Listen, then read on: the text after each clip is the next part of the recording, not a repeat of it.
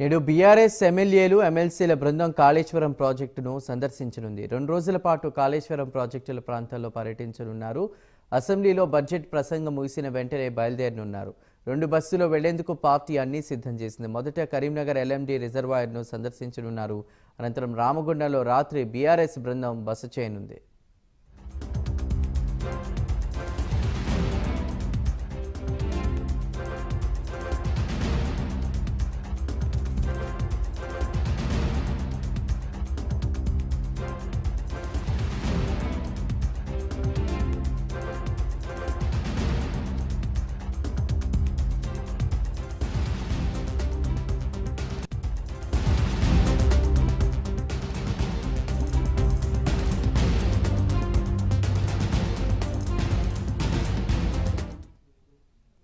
రేపు ఉదయం 10 గంటలకు కన్నెపల్లి పంప్ హౌస్ను బీఆర్ఎస్ బృందం సందర్శించనున్నట్టు తెలుస్తోంది.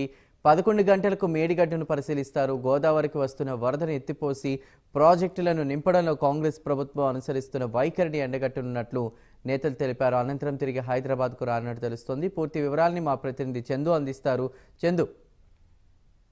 చందు ఈ రోజు మధ్యాహ్నం బడ్జెట్ సమావేశాల తర్వాత బీఆర్ఎస్ ఎమ్మెల్యేల బృందం అంతా కూడా మేడిగడ్డ పర్యటనకు బయలుదేరుతుంది. ఇక్కడ నుంచి మధ్యాహ్నం 2 గంటలకు బయలుదేరుతారు. బయలుదేరి మొదటగా కరీంనగర్ ఎల్ఎండి లోయర్ డ్యామ్ ను పరిశీలిస్తారు. అక్కడి నుంచి బయలుదేరి రామగుండంలో నైట్ పక్క చేస్తారు. రేపు ఉదయం కన్నెపల్లి పంప్ హౌస్ కు చేరుకుంటారు. పంప్ హౌస్ నుంచి ఇప్పుడు వరద నీరును ఎత్తిపోసేటువంటి పరిస్థితి ఉన్నప్పటికీ కూడా కాంగ్రెస్ ప్రభుత్వం తాత్సారం చేస్తోంది.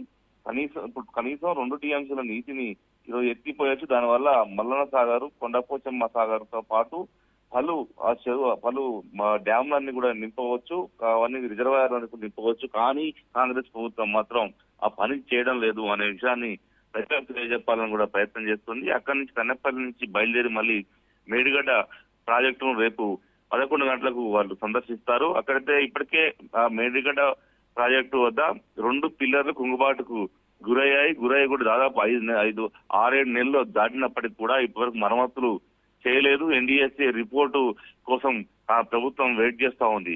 ఈ నేపథ్యంలో ఇప్పుడు ప్రస్తుతం భారీ వర్షాల కారణంగా పెద్ద ఎత్తున వరద వస్తుంది. చాలా 3 లక్షల పైన క్యూసెక్ల నీరు కూడా ప్రస్తుతం వెళ్తా ఉంది. అయినప్పటికీ కూడా ప్రాజెక్టులో ఆ 2 డ్యామేజ్ అయినప్పటికీ కూడా ఎక్కడా కూడా ఎలాంటి అవాంతరాలు లేకుండా నీళ్ళని కూడా సజావుగానే వెళ్తున్న పరిస్థితి ఉందన్నటువంటి విషయాన్ని ప్రజలకు చెప్పేందుకే మేడిగడ్డ పర్యటనకు బీఆర్ఎస్ పార్టీ పెట్టుకుంది. ముఖ్యంగా చూసినట్టయితే కాంగ్రెస్ ప్రభుత్వం ఏదైతే గత బీఆర్ఎస్ ప్రభుత్వంపై లేనిపోని ఆరోపణలు చేసింది.